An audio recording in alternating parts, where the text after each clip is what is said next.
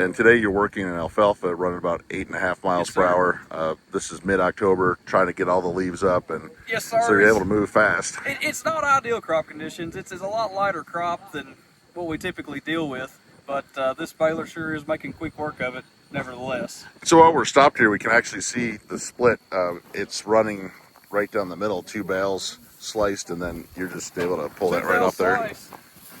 You get this just perfect clean cut from a stationary knife. It starts under the knotters at the front, and I mean it is just a beautiful bale that comes out the back.